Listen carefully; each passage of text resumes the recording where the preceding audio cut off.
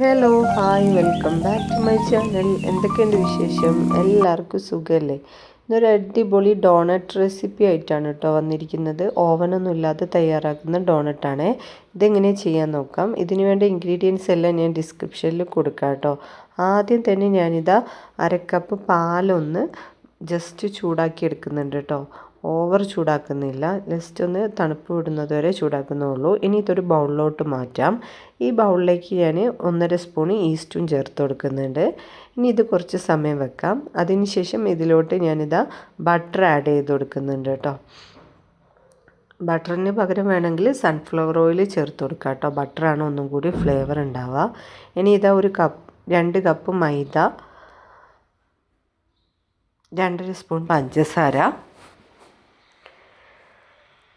പാകത്തിന് ഉപ്പ് ചേർത്ത് ഇതൊന്ന് മിക്സ് ചെയ്യാം.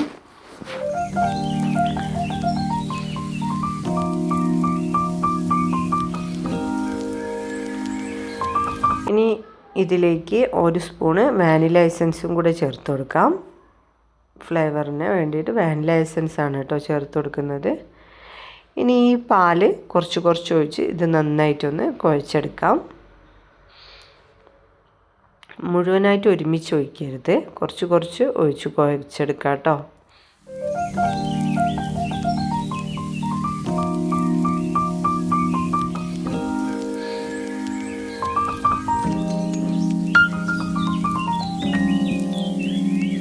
ഇതിൽ ബട്ടറൊക്കെ ആഡ് ചെയ്യുന്നതുകൊണ്ട് നല്ല സോഫ്റ്റ് ആയിരിക്കും കേട്ടോ ഡോണറ്റ്.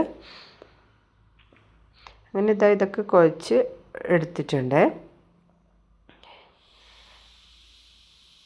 ഇനി ഇത് കുറച്ച് സമയം റെസ്റ്റ് ചെയ്യാൻ വെക്കണം. ഒരു ഏകദേശം 2 മണിക്കൂറെങ്കിലും വെക്കണം കേട്ടോ. ഈസ്റ്റൊക്കെ ചേർത്തുകൊണ്ട് അപ്പോഴേക്ക് നല്ലോണം പൊന്തി വരും കേട്ടോ. ഈസ്റ്റ് ചേർത്താൽ പിന്നെ പൊന്തുന്ന കാര്യം നോക്കണ്ടല്ലോ. അങ്ങനെ ഇത് ഞാൻ 2 മണിക്കൂറോളം റെസ്റ്റ് ചെയ്യാൻ വെക്കുന്നുണ്ട്. ഇത് വെക്കുമ്പോൾ ഞാൻ ഇതിൻ്റെ മുകളിൽ കുറച്ച് ബട്ടർ ആഡ് ചെയ്ത് കൊടുക്കുന്നുണ്ട് കേട്ടോ. ഇനി ഇത് അടച്ചു വെക്കാം. ഇനി ഒരു 2 മണിക്കൂറിന് ശേഷം എടുക്കാവേ. അങ്ങനെ 2 മണിക്കൂറിന് ശേഷം ഞാനിതെടുത്ത് ഇത് നന്നായിട്ടൊന്ന് പരത്തിയെടുക്കുന്നുണ്ട് കേട്ടോ. നൈസിൽ പരത്തരുത്, കുറച്ച് കട്ടിയോടുകൂടെ പരത്തിയെടുക്കുന്നുണ്ട്. കൗണ്ടർ ടോപ്പിൽ കുറച്ച് പൊടിയൊക്കെ ഇട്ട് ഇതൊന്ന് പരത്തിയെടുക്കുന്നുണ്ട് കേട്ടോ.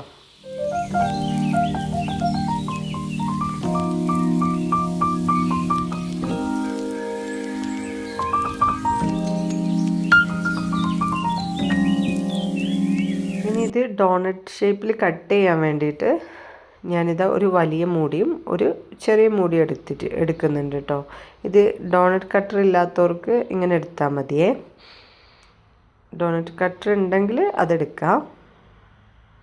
ഇതൊന്ന് പരത്തി ആവട്ടെ. അതിന് ശേഷം ഞാനിതാ ഒരു വലിയ മൂടി എടുത്തിട്ടുണ്ട്. ഇതിൻ്റെ ഒരു ചെറിയൊരു മൂടി എടുത്തിട്ടുണ്ട് കേട്ടോ. ഡോണറ്റ് ഷേപ്പ് കിട്ടാൻ വേണ്ടിയിട്ടാണ്.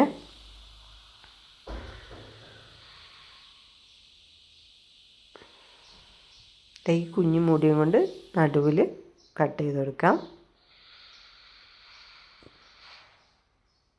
അങ്ങനെ ഡോണറ്റിന് ഷേപ്പൊക്കെ ഉണ്ടാക്കിയിട്ടുണ്ട് കേട്ടോ.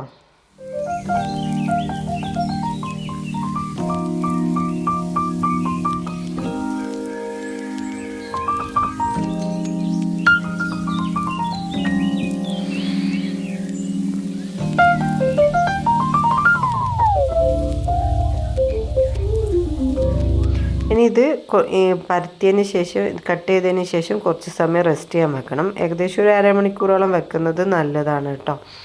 അതൊന്ന് പൊന്തി വരാൻ വേണ്ടിയിട്ടാണ്. ആ സമയം കൊണ്ട് അത് ഡിപ്പ് ചെയ്യാനുള്ള ചോക്ലേറ്റ് ഒന്ന് മെൽറ്റ് ചെയ്തെടുക്കുന്നുണ്ട് കേട്ടോ. ഡോണറ്റ് ഡിപ്പ് ചെയ്തെടുക്കാൻ വേണ്ടിയിട്ടുള്ള ചോക്ലേറ്റ് ഒന്ന് മെൽറ്റാക്കി എടുത്തിട്ടുണ്ട്. ഇനി ഇതൊരു ബൗളിലോട്ട് മാറ്റാം. അതിന് ശേഷം ഡോണറ്റൊക്കെ ഒന്ന് ഫ്രൈ ചെയ്തെടുക്കണം. ചെറിയ തീയിൽ വേണം കേട്ടോ ഫ്രൈ ചെയ്തെടുക്കാൻ, ഓവർ ചൂടാവരുത്.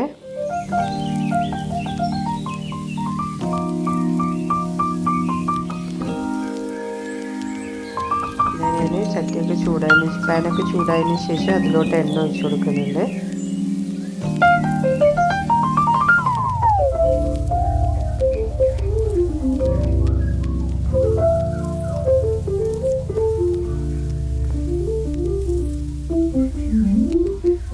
ഇതാ എല്ലാതും ഇങ്ങനെ പൊരിച്ചെടുക്കാം.